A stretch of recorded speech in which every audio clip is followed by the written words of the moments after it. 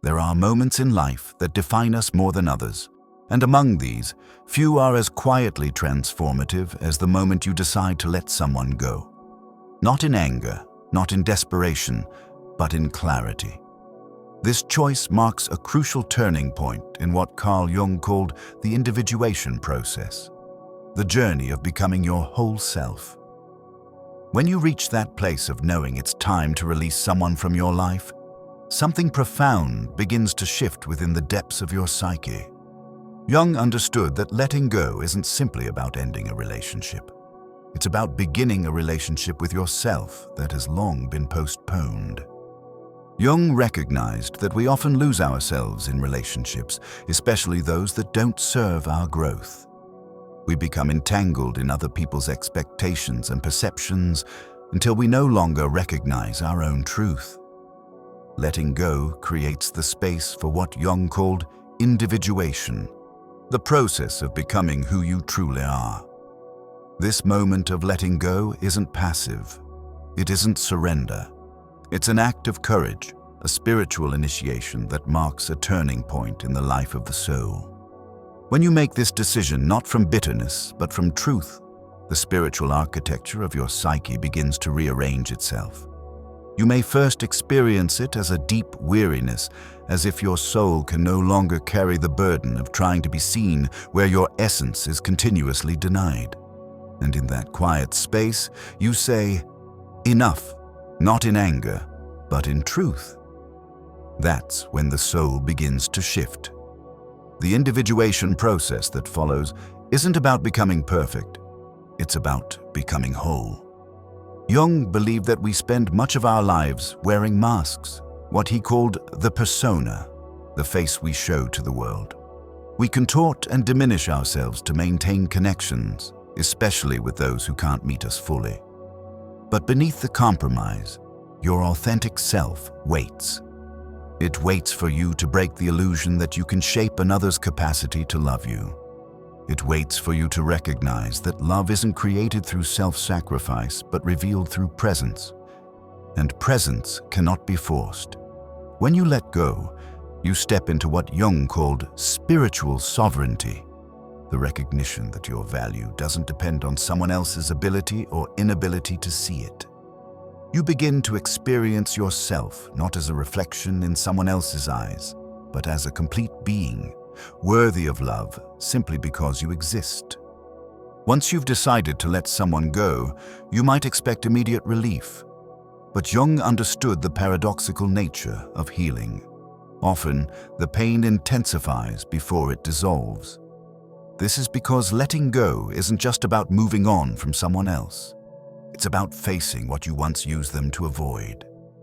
Jung called this overlooked part of ourselves the shadow.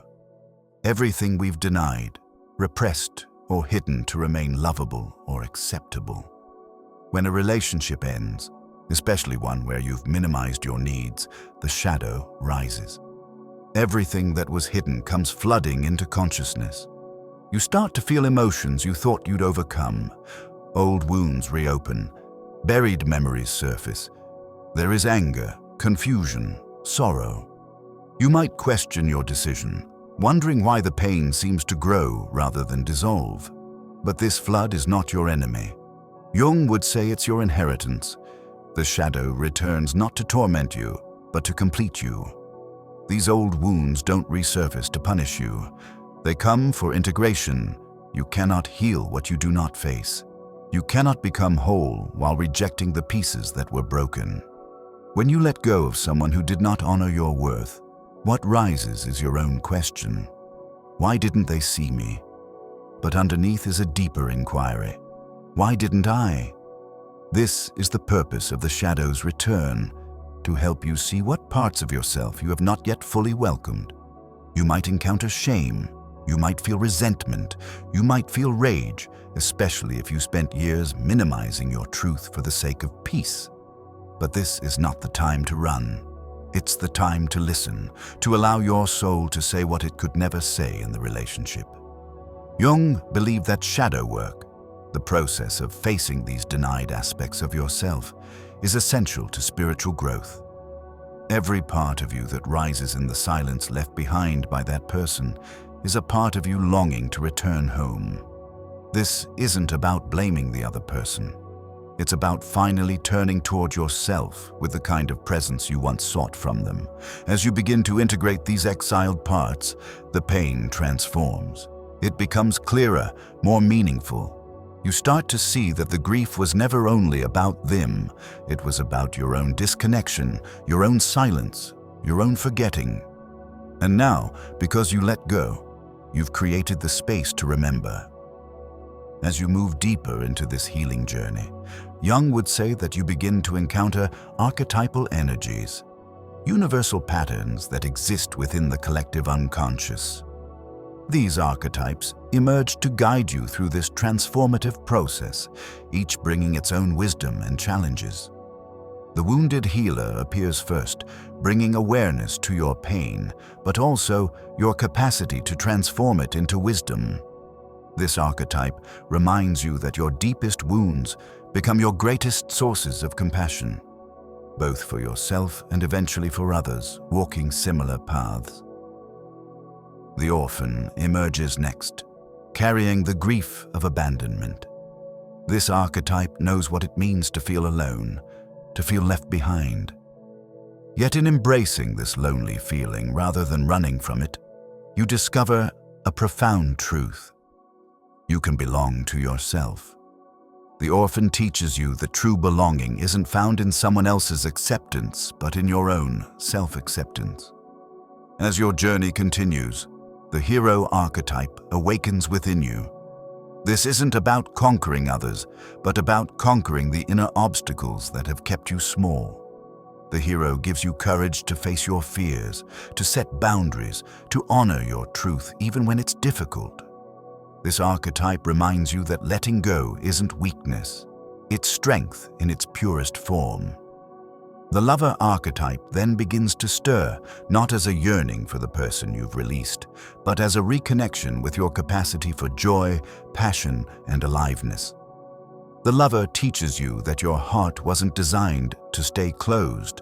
It helps you remember that love exists beyond the confines of any single relationship. Finally, the self archetype emerges, what Jung considered the archetype of wholeness and integration. The self isn't perfect, but it is complete, embracing both light and shadow. As this archetype becomes more conscious, you begin to feel a new sense of inner harmony. The fragmented pieces of your being start to form a cohesive whole. These archetypes aren't separate from you. They are aspects of your own psyche that activate during times of transition. They carry ancient wisdom that guides you home to yourself. If this journey resonates with you, I'd be grateful if you'd consider subscribing to this channel. Each week, we explore these deep spiritual truths that help us become more whole, more authentic, and more at peace with ourselves. Now let's get back to Jung's wisdom.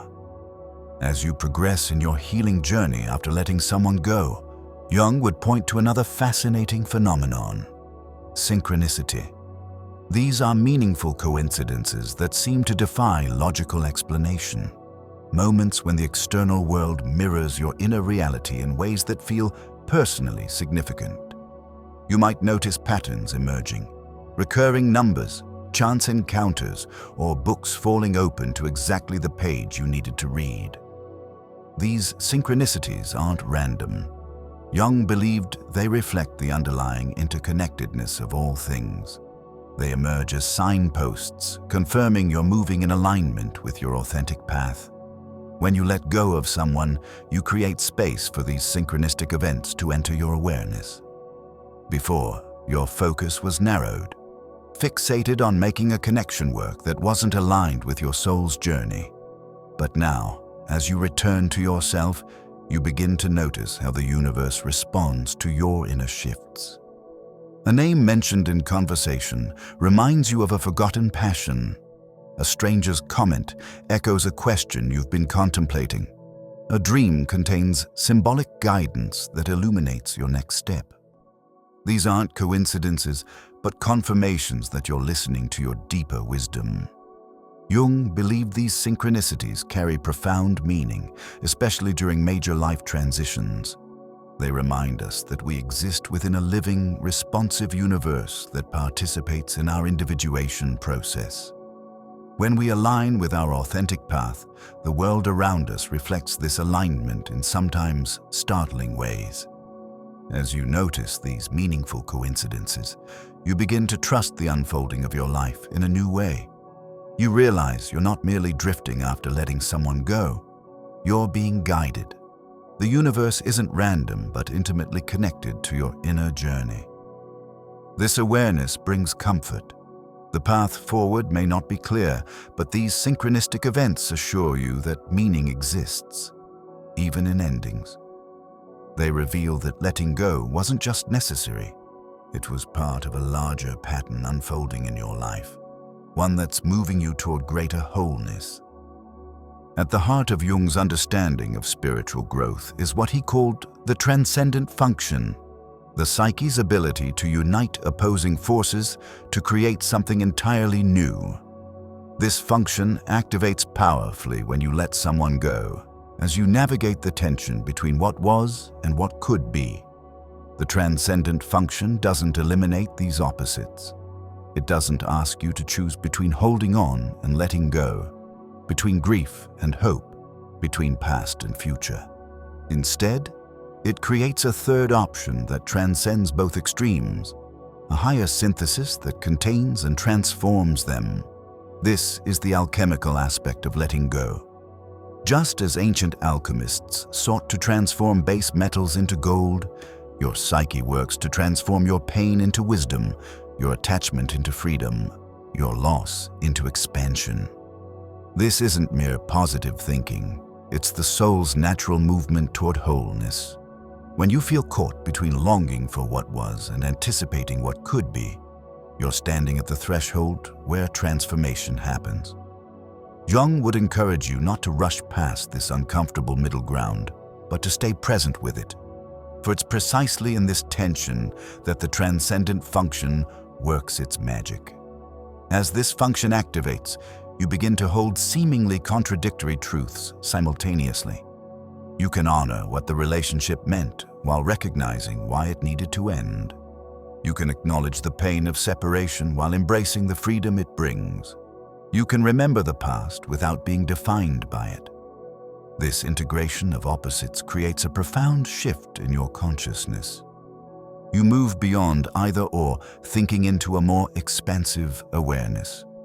You're no longer fragmented by conflicting emotions, but unified by a deeper understanding that holds all of these tensions within a greater whole. The transcendent function reveals that letting go isn't simply about absence, it's about presence. Not just the absence of someone else, but the presence of your authentic self.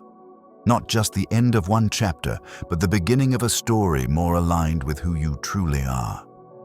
As this function works within you, you discover that what you sought in the other person was always a reflection of what you needed to find within yourself. The qualities you admired, the connection you craved, the understanding you longed for. These weren't meant to come from someone else. They were meant to be discovered within your own being. And in this discovery lies the greatest gift of letting go, the recognition that nothing essential has been lost. What was truly valuable was never outside you. It was always within, waiting for you to claim it as your own. So what truly happens when you let someone go? You don't become less, you become more. You don't lose yourself, you find yourself. The space that once felt empty gradually fills with something far more sustainable than external validation. Self-knowledge, self-compassion, and eventually, self-love. Jung understood that our most painful experiences often become doorways to our deepest wisdom. When you choose to walk through the door of letting go, you're not just ending a relationship, you're beginning a profound homecoming to your authentic self. This journey isn't always easy, but it is always worthwhile. Each step takes you closer to what Jung called the privilege of a lifetime, becoming who you truly are. And in becoming who you truly are, you create the possibility for relationships that don't require you to be less than your full self. If this video resonated with you, leave a comment sharing your feelings if you've ever let someone go. And subscribe for more insights into the hidden patterns that shape our relationships. Together, we're not just learning psychology, we're learning to live more authentic, discerning lives. Remember, letting go when done consciously isn't a breaking, it's a birthing, and the one being born is you, more whole, more aligned, and more ready to meet life on your own terms.